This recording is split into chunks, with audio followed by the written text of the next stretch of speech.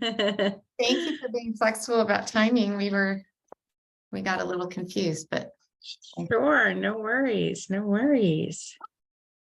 I'm Right. So I will just turn things over to you. We have about 1 minute. So Okay, yeah. Let me go ahead and share my screen. I'll make sure you're a co-host too, just in case. Okay. Right. Welcome, everyone. Nice to see so many people. Yes. All right. Let me.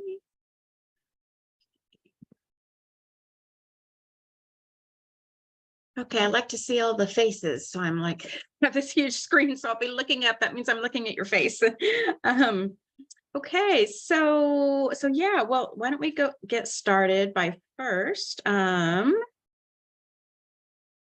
just starting out with some introductions, online introductions, right? So to get a sense of who we all are. I know you've done similar things in some of the other sessions, but hopefully you'll be meeting and learning about new people as well. So yeah, if you want to drop in the chat, your institution, role related to student teachers especially, and then what you hope to glean from this session.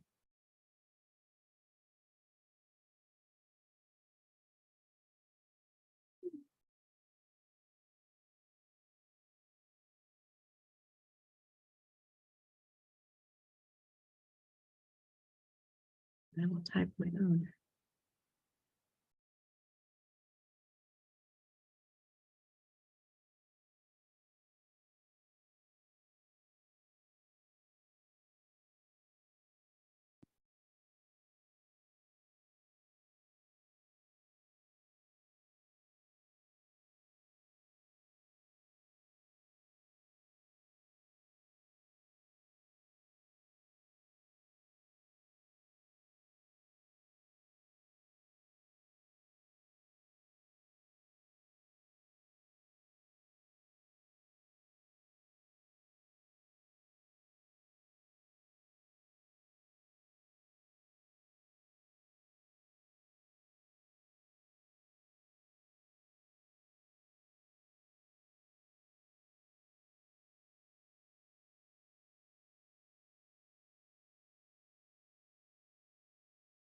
Wow, great. Looks like a wide range of experience, levels, subject areas. Hey.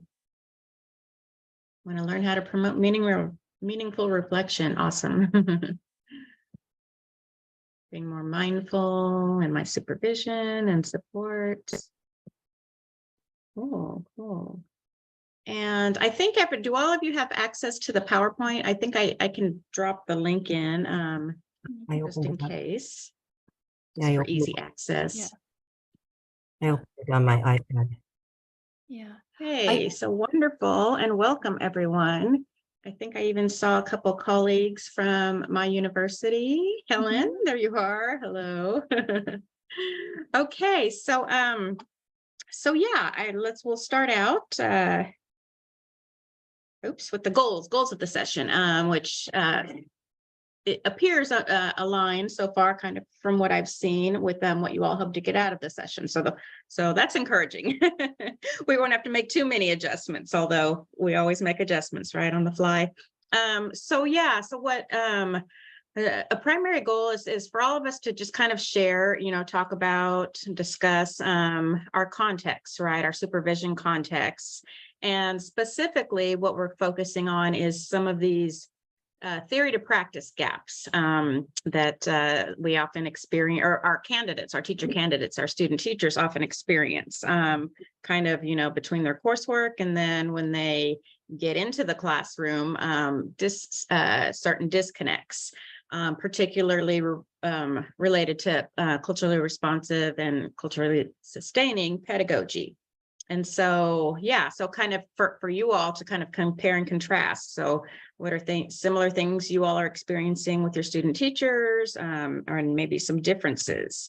And so then the more concrete, we're going to be exploring a dilemmas of practice protocol that I use with my student teachers, and actually, and some faculty or supervisors in our program also use sort of different versions of it as well. So yeah, and so we're going to kind of explore the protocol, and then I'm actually hopefully with enough time give you all a chance to sort of role model and within groups use it yourself. So go through the actual process or part of the process. All right, cool. And Lisa, feel free to interrupt me if like a question comes up to what I'm speaking about that I don't see. Okay, I'll monitor the chat and let you know if there Okay, are questions. thank you. All right. So I want to provide a little bit of context about our program, our teacher education program at San Jose State, and what supervision looks like there. And I know some of the other supervisors have presented. So this may be a review for some of you, but it's also different. I'm going to talk more about the secondary piece. I do supervise teacher candidates in the secondary program, and I also coordinate our intern program. So yes, have those two different roles in addition to teaching foundations classes. So our program, it's the kind of the essence. Of course, there's flexibility, and things can be slightly different, but kind of the essence of our program now, it's a 3-semester program. This is for full-time students, 3-semester program, credential and master's. So they do their credential coursework, their student teaching, and 2 additional master's classes within those 3 weeks. So it's very intense. And then within the program, and our department is continuously, working on and talking about and figuring out, trying to align, our practices around anti-racist, culturally responsive, and culturally sustaining pedagogy. And in just a second, I'll talk about, some of kind of the core threads and elements we have. Although I will have to say it's always still a work in progress, right? And we don't have it down to a T by any means. So semester 1 candidates mostly take just courses. So they don't have a field experience, although that's changing. We're adding in a little mini field experience, which I'm really happy about. So which will hopefully help with that theory to practice gap some. And so their first semester, it's coursework. We try to integrate assignments and things that are very practical, where they do, go to a school or interview teachers or administration or so forth. And then semesters 2 and 3, second semester, they have phase 1 of their student teaching. It's a less, it's a very graduated experience. And then phase 2, which is more intense. They actually lead teach in 4 periods during phase 2. And then they also have not a lot of heavy kind of foundational coursework, but more maybe one traditional course, but then support seminars that are really tied to their practice and support them in their practice. Okay, and so just a couple, and I'm going to kind of not spend a lot of time on this because I want us to get to the discussion and practice, but these are just kind of some of the core program threads that we have. And again, as a faculty, we're constantly meeting, trying to align, and even develop sort of signature assignments that embed these core threads, right? So culturally responsive and culturally sustaining pedagogy. This is some of the work that faculty draw on. Faculty and supervisors, actually. And then another piece, an important piece, is low inference interrogation. So really challenging students in different ways to reflect on the worldview that they bring, who they are, what their beliefs, and assumptions, biases that they may have. And then, and to unpack those. And then, also our goal, we want to produce or send out educators in the field, not produce them, but send educators into the field, who have an asset orientation, and question, question that not only their own beliefs, but the practices, policies, the broader practices and policies that they're seeing, and challenging them when they can, when they're, contradict culturally responsive and anti-racist policies.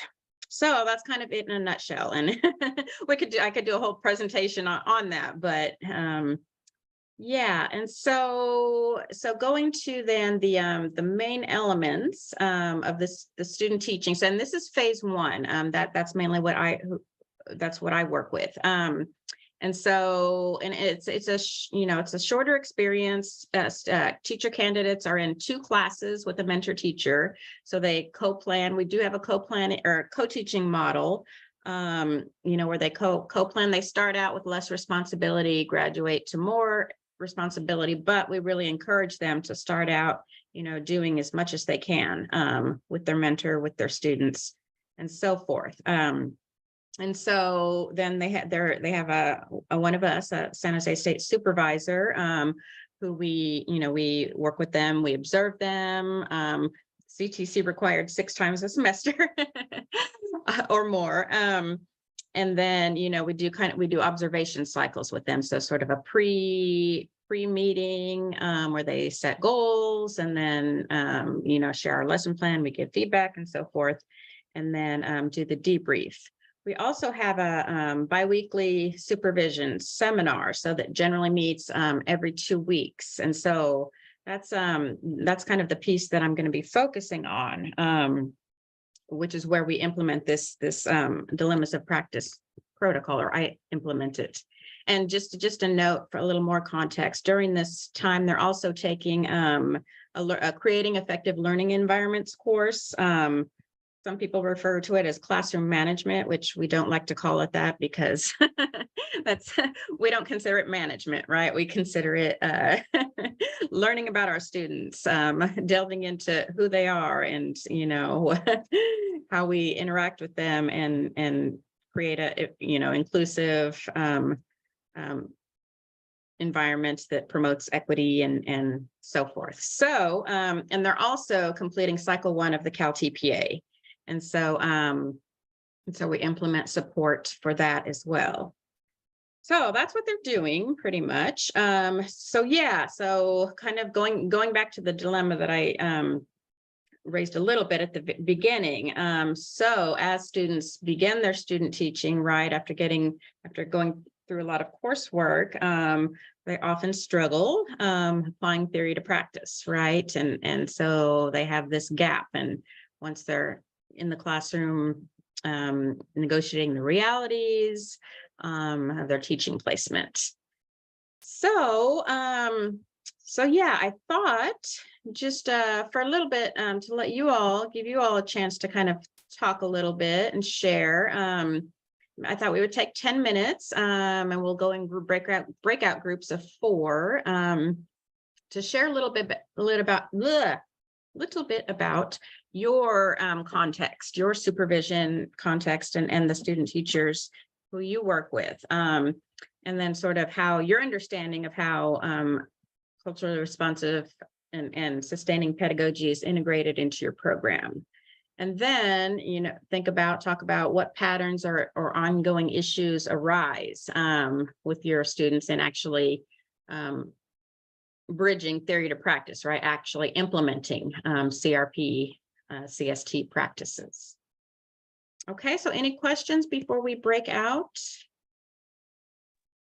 I can you're create good. the rooms if you'd like. Sure, that'd be great. Yeah.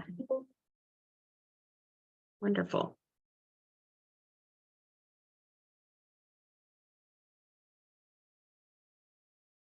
And just be mindful of the 10 minutes so everyone gets a chance to share.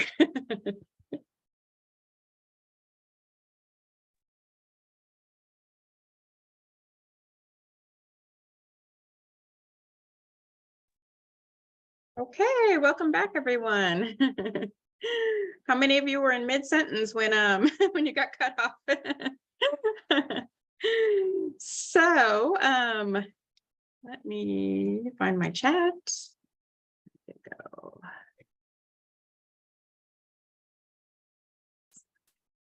All right, so yeah, hopefully you had a little bit of good discussion and started to kind of get into some issues that maybe some of you shared and or situations that some of you share. Oops, I'm sorry. So we're actually we're not going to take time to kind of to debrief that conversation, but rather we're going to move into the next area, which we'll give you time to talk more because we'll have another breakout group, and I want us to have more time in that breakout group. All right, so so yeah, I want to talk about the what I call dilemmas of practice protocol, and it's draws on some of you may have heard of problem of practice protocols or a critical friends protocol, consultancy protocol, things like that. So basically kind of what I use sort of pulls different pieces from all of those different versions of a critical friends protocol. And I really focus it on culturally responsive and culturally sustaining pedagogy.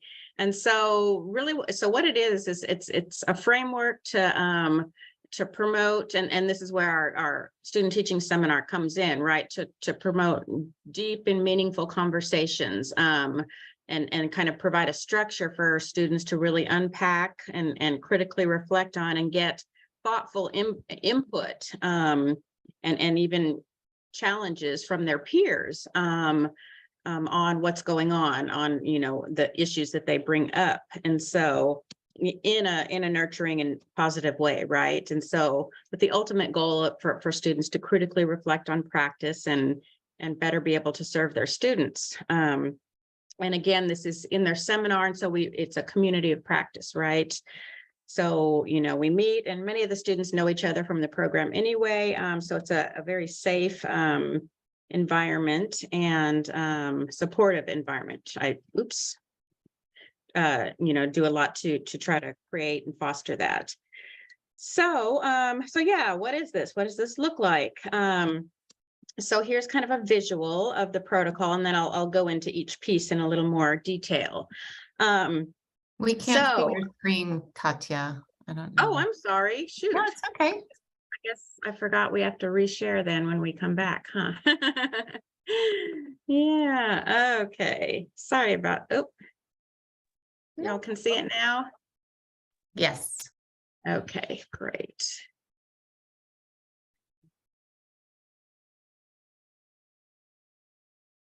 And I'll just go back for a second to the slide.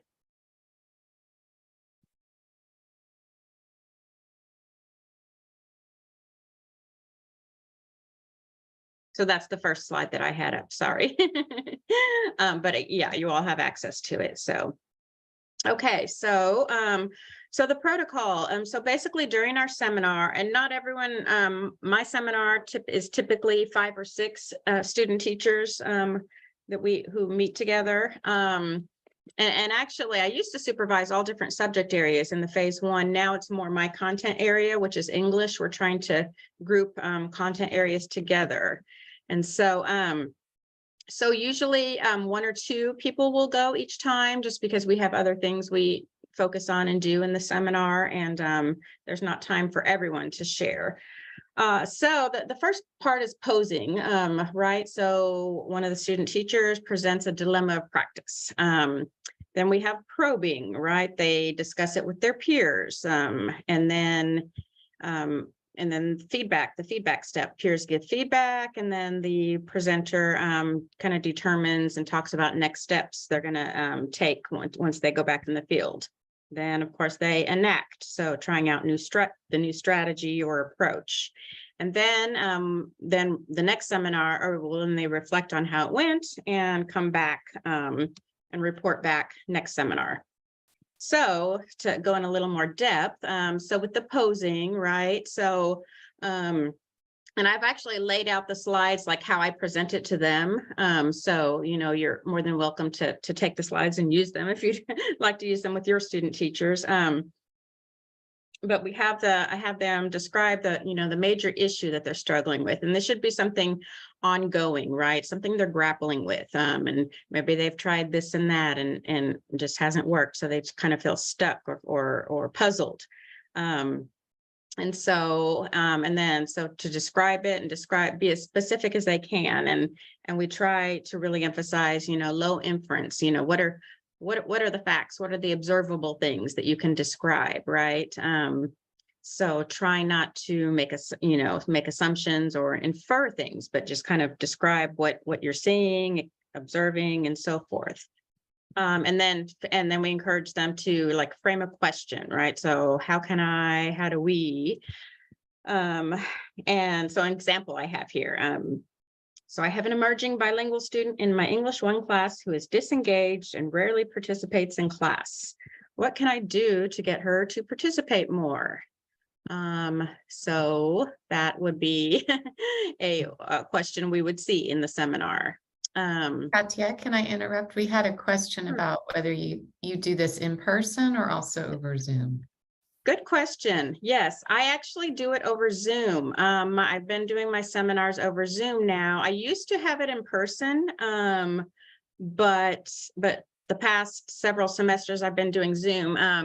The students, I pull them, to see if they prefer to meet in person. They're kind of all over the place geographically. And so it's hard, it's hard for them to make a trip to campus just for the seminar.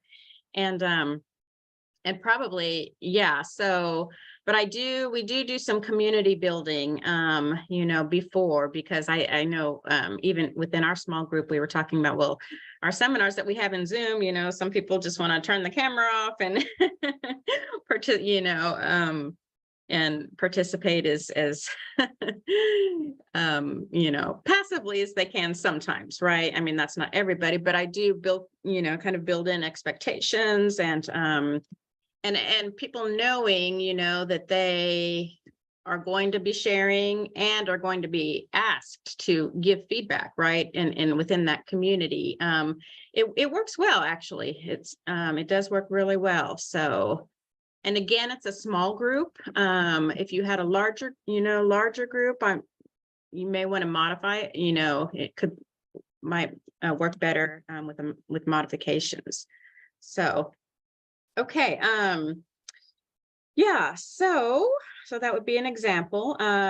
So probing, and this I see as almost the most important piece. Oops, sorry.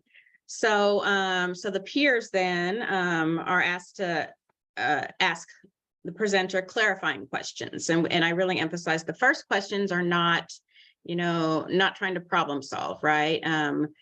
And during this step, the probing step. So the clarifying, just kind of more, questions about observable things, the evidence. So who, what, where, when, and how. So just more clarification of the context, or for the presenter to elaborate. So, yeah, and so maybe in additional details, right? Then after that, more probing questions. We move to probing questions, right? And so this is where ideally the deep discussion and kind of reflection and on comes in. And so they're more open-ended. And so I ask the peers who are giving feedback or asking questions, actually not giving feedback yet. It's really important that we slow them down and they don't give feedback yet, right? We want to learn more and delve in deeper. But to think about and ask questions that will get at these things, right? So where are the gaps? What might the presenter not be considering? What assumptions might be at play? What areas might be worth exploring? And so, for example, with the English learner student, right? The example, my emerging bilingual doesn't participate in class. How can I get them to participate more?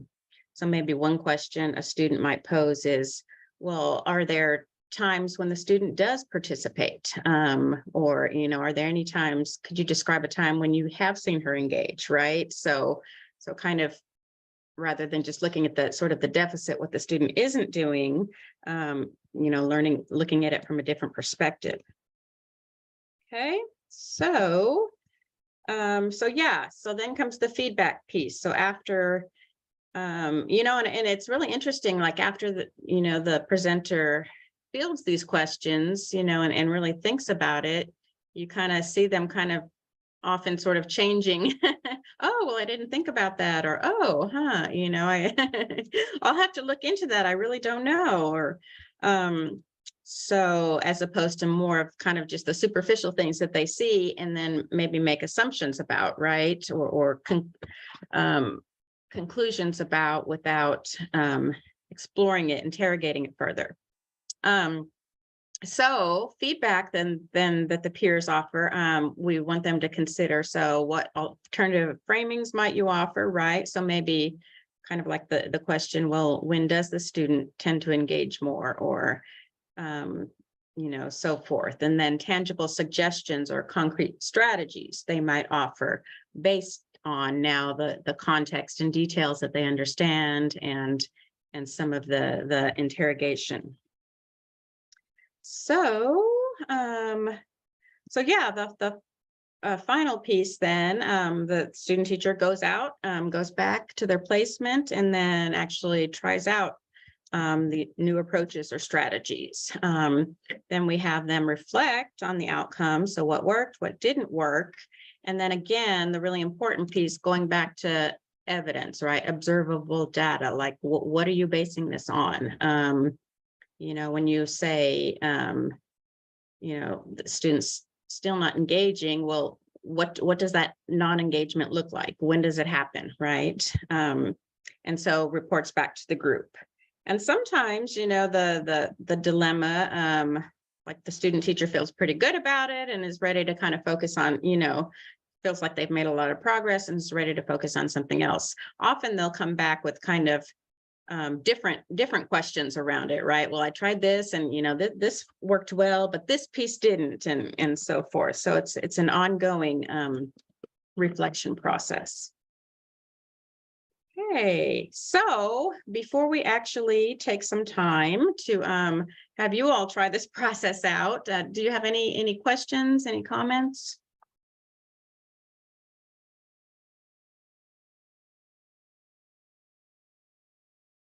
Nope, you're good. Okay, you want to be able to do, right?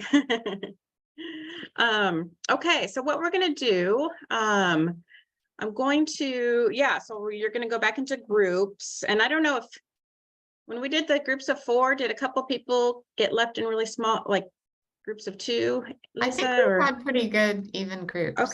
Okay, because that's a good number. Yeah. So what we're going to do, and it's it's 11:17. We have it, this session ends at 11:40, correct? Correct. Okay. Yeah. So we'll take the rest of the time and then just have a few minutes to come back, whole group. So, so yeah, and you're going to have groups of 4, and you're going to go through the first 3 steps of the protocol, right? The posing, the probing, and then the feedback. So someone in your group is going to volunteer to share, to be the presenter, right? So to share their own dilemma, and so their own dilemma as a teacher or supervisor, I'm sorry, supervisor and teacher in supporting their students, your students around culturally responsive and culturally sustaining pedagogy. So what's something in working with your candidates is kind of an ongoing dilemma that you struggle with, that you would like to get feedback on. Then I would like someone to be a facilitator, so to moderate the conversation, kind of keep the protocol in mind, make sure everyone is following the protocol, and kind of bring them back to the elements if necessary. Especially during the probing, make sure people don't start giving feedback yet. And then a timekeeper. So I think what will work for this will be actually, let's try to keep it to about 5 minutes for each step. Or actually 15 minutes total. Usually step 2 is the longest, the probing, right? Step 1 is the shortest. So if you can, maybe, 2 to 3 minutes for the first step, and then a little longer for the step 2, and then little less, maybe for step 3, the feedback.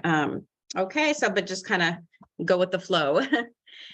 And then a debrief note taker. So we'd like you to, hopefully we'll have time for this. If we don't, it's okay. But it's to debrief, and then in your group, and then I have a Jamboard link. I dropped it in the chat. Did all of you see that there? Or actually, maybe I didn't. Let me redrop it. Okay. It's also on the slide. Oh yeah, there's a link to it on the slide. So, so just kind of reflections from your group, and you don't have to answer all of them, maybe just 1 or 2 of the questions. Okay, so I do want to let you go. So Katya, I have yes. a quick question. Mhm. So you want the presenter to be presenting as a student, hypothetical student teacher or supervisor? No, as a supervisor. So, So a problem yeah, of practice with supervision. for Great. them. Mhm. Thank you. Yep. Okay. Yep, thank you for that. Yeah, good question. All right. So would you mind doing the, thank you. Yeah, just Lisa. open them. We don't have access to the Jamboard. If someone can put that in. Yeah, we need edit access to Jam.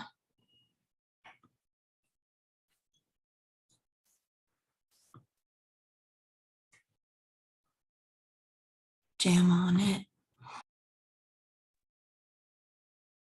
Lisa, if you're the host, I came in after the first set of breakout rooms, so I'm not assigned to one yet. Okay, thank you. I will assign you. Me Let's- too. Oh, okay, yeah. I'm sorry if you were, our schedule changed a bit. So let's see, I'll put you in room 5, Colleen. Whoops. Assign 2. Let's see if it's working.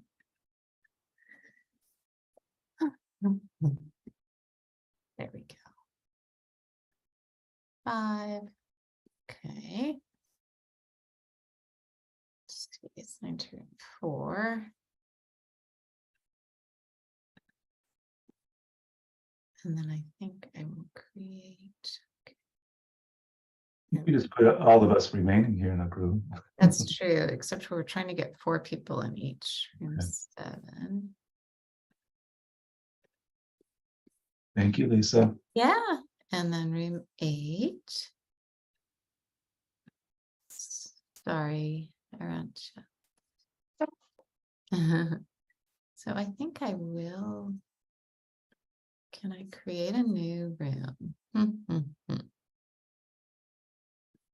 Trying to put you all in your own, the 3 of you in your own room, and I can join. Let's see. Can I create a room? Anyone know how to do that? Once I created the rooms, I'm just trying to create a new room. I feel like there is a way, but without having the controls in front of me. I know, I just can't see. It's like putting all the rooms. Okay, so I'm going to put you in the room where Katya is. So I'll do room 4 for you. Room 4. Thank you. Be sure. And then Bev, I know you're not going to be participating. So. Okay, enjoy. Did you get it? Yeah.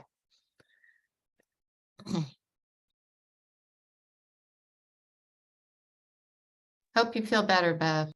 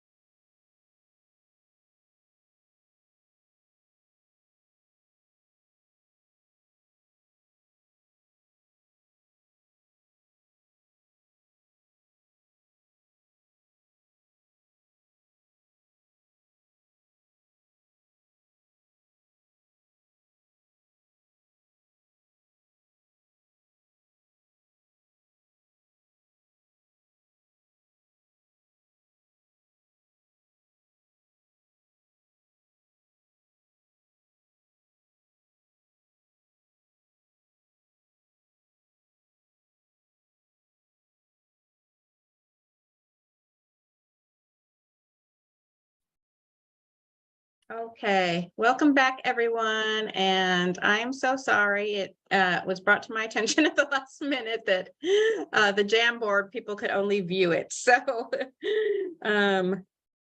my apologies. I'm going back to the PowerPoint here. So yeah, I think we've got like 3 minutes. So maybe we can share out some of the reflection, do the debrief quickly, just with a few share outs. So yeah, you all can see the PowerPoint, right? Yes, okay, perfect. So yeah, maybe in the chat or and verbally, if anyone would just like to share from in going through this process, a response to any of the reflection questions here. And I'm finding my chats. There we go. And I'm looking for hands.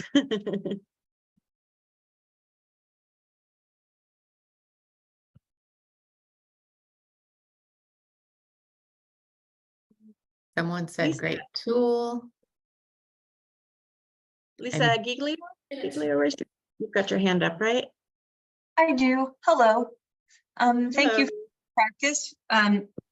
Our group was very generous with their sharing. In short, the problem was the ongoing how we help. The problem is sustaining a definition of shared practice in the classroom between a mentor teacher and a teaching candidate. And the probing questions were objective and contextualizing. Their feedback led into what was enacted and are reflecting, and that feedback was suggestive of explicitly defining rapport for both groups in advance, that this relationship is based on that, and that I outed myself with 11 candidates last year, so it was suggested that a strategy for pacing rapport would be useful for me to change. That would be on me.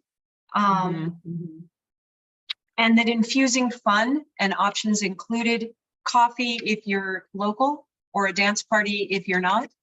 And I appreciated the probing questions that involved, are the coordinators and the department, what is their role in supporting supervisors to define participation across these relationships? And how does the institution define participation? And the other reflecting was part of this problem comes from the timing of placements. The more lead time you have, the more you can create that. If you're dropping somebody in October, God bless. In short. Okay, yes. That was our sharing, and I did lovely helpful group. All right, thank you. Okay, it's Lisa, do we need to stick to time? It's 11:40. Oh, don't worry. If people want to continue, we have a whole Okay. hour for lunch today, so we have time for more okay. discussion. Yeah, if folks want to continue talking, that's Yeah, maybe if fine. just one or two others would like to share kind of in using this tool, and some of you may have done it a little differently. My goal was for you just as a supervisor to share an ongoing dilemma of practice that you have with your teacher candidates, but we actually sort of went into a teacher student teaching scenario, but that worked out well too. And so yeah, Erin. Hi, Erin. Hi. Hello, SJSU represent. I was sharing with my very generous group my dilemma that comes up consistently, which is the teaching or instructor hat versus the coach hat, like the many roles that we play. And when am I like doing almost like directed like really directly instructing within a relationship with my candidate versus really coaching through and listening to how their experiences are in the classroom. And I can see real value in making this making more space for this for colleagues to wear those hats, because there can be, it feels like a lot of pressure, like, well, how many answers do I have for this question, or do I even have them? Or, those kinds of things. But I think I've met with some real challenges as I've acquired more candidates in the single subjects, especially in history. And so that's what I was thinking about, was a history candidate particularly. And so when I think about that, I received some really helpful questions and thoughts from my colleagues in our room. So thank you for the opportunity. Sure. Amy Wong, you have your hand up? Hi, Erin. Hi, Katya. Hello. I was really curious. I really enjoyed being in our group, and I was really curious if Susan from our group is comfortable with sharing a bit more. She was mentioning how it felt like to be on the receiving end of the questions, and I really was curious to hear more about that, because I think it's so valuable to try to get into the space of a potential to potentially get into the space of a candidate and what they're kind of, experiencing as they're hearing these questions, and trying to process them and trying to come up with, eloquent responses. Especially since we were kind of bombarding her with questions, right? At the time that I was laying out the problem, when you started asking me the questions in my head, I was seeing almost solutions to the problem before you even started finishing your comments. And I was thinking, oh, that's a good idea. I should do that. Or I know how I can implement that. And so I think part of it is I needed to be a better listener and let you finish your entire thoughts before my mind started working on solving the problem, because your questions were very good. They were very, I wouldn't say intense, but they made me think, oh, this can be done and this problem can be solved. And so I felt really comfortable with your bombardment of questions. And thought, oh, there is a solution, and that I really think this is a great tool. And as the person who is receiving your questions, as I said, my mind just kept thinking, this is solvable. This is something that I can work on. I can do it this way. So by your questions, my mind was already trying to solve the problem. I hope that answers you, Amy. That was really great. I really loved that perspective. Thank you so much. And I add on to that, because I was in the group with Amy and Susan. Interestingly, as someone who was asking questions, and because the dilemma she presented was from the point of view of a student teacher, I was imagining myself being a fellow student teacher, being a part of this. And just the amount that it was forcing me to think about just good teaching practices, for example, just in what questions I asked her. Yeah, it wasn't my problem, but I do small group work just like the topic of her dilemma. So just the amount that I was stimulating my own thought is gonna, help my own practice too, even though it wasn't my own consultancy that day. It was really hard to think of good questions to ask. Yeah, and actually candidates, they develop their skills in that as we go on. Sometimes at the beginning it's a little some of the questions aren't as critical or deep, but yeah, and it's interesting, right, as we said. So as students are asking questions, it's almost like the presenter, the person with the dilemma, is sort of, you see light bulbs turning on, right? But it's by being asked these questions, not by being told, oh, you should try this, right? And I think we saw the questions kind of building on each other, right? Someone would ask a question and the presenter would respond, and then there would be a follow-up. Oh, well, tell me more about this and how this works, right? So, yeah. Well, great. Anyone else before we? Elba, yes. Hi, I was just wondering, yesterday in Johnny's presentation, when they had the types of talks, the talks that affirm, the talks that connects, and the talks that suggest, is something like that that you present to the student teachers to give them some framework for how to ask the questions and their suggestions? Yeah, that's not something I've done, but I think it's a great idea. I think incorporating something like that in the tool that would be a excellent way to enhance it, right? Yeah, Elba, I'm Mhm. glad you asked because I see so many connections between, I don't know how many of you were in Johnny's workshop yesterday, but a lot of parallel ideas and a similar protocol that they call collaborative case study inquiry. So Johnny, I don't know if you want to chime in. Just appreciate this work altogether because it's centering the students' actual lived experience in the classroom as what matters to their learning. It's not just these things we're going to read and it's going to tell you how to be a teacher. It's they're taking their teaching, working with their peers to learn from it. So much appreciation for it. Yeah, and then the idea that dilemmas of practice or problems of practice aren't to be avoided.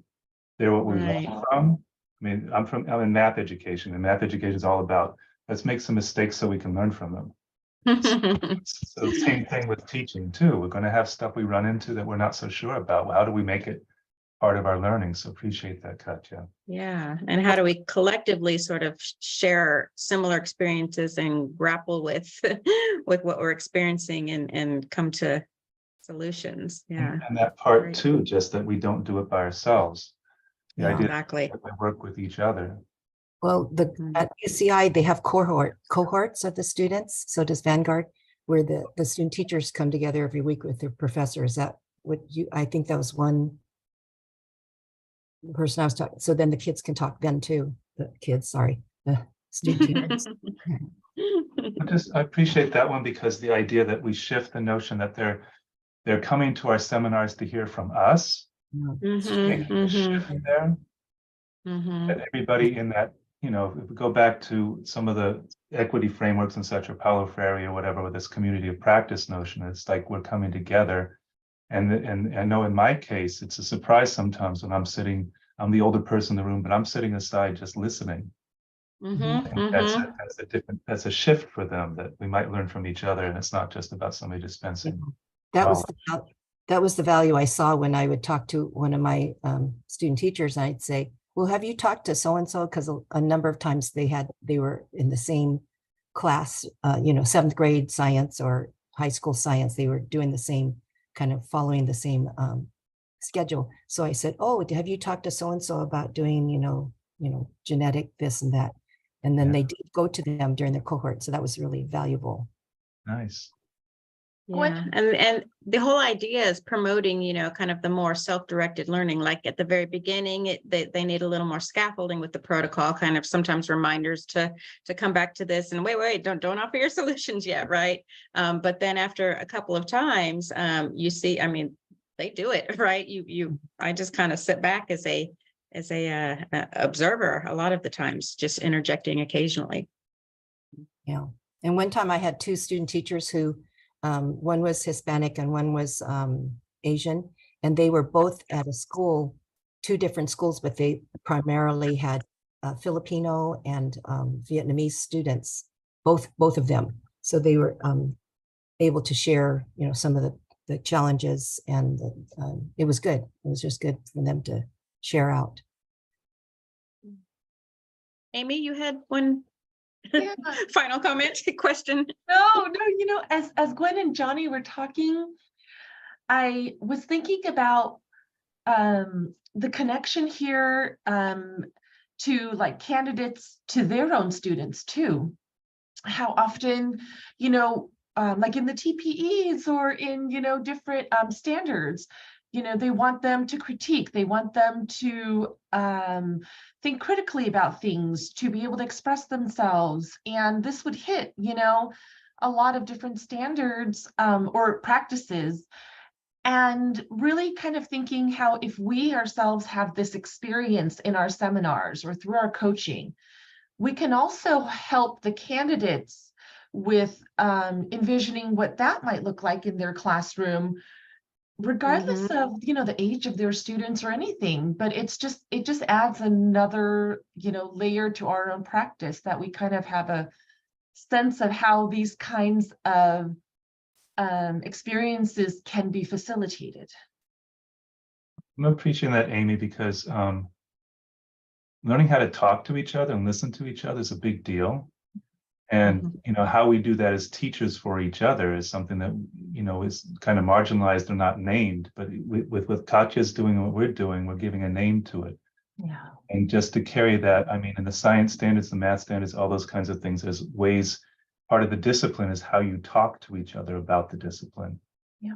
And in the math and science, it's very much about inquiry and problem solving, which is what we're setting out for student teachers in the ways we're doing it. I love it. Yay for Katya. And Johnny, unfortunately, I wasn't able to make your session, but I will definitely review the materials. It sounds wonderful, and like something that, you know, I can incorporate elements that, especially the different talking, different communication. Well, I just appreciate that it's very much centered on the student teacher's experience again. As much as we tell them that they should have student-centered teaching, you know, what's our version of it, right? Yeah. Absolutely. Yeah. Yeah. All right. Well, thank you all for coming. And again, I apologize. Oh, I'm sorry. Just thank you. Oh, sorry. you. Sure. And my contact information is on the PowerPoint. If anyone wants to email for more information or just questions, or you want a think partner. So thank you all, and I'll see you in another session. See you later. Next session's at 12:40. Go relax, stretch. All right. Be energized for our final workshops. Yay. Thank you, everyone. Thanks.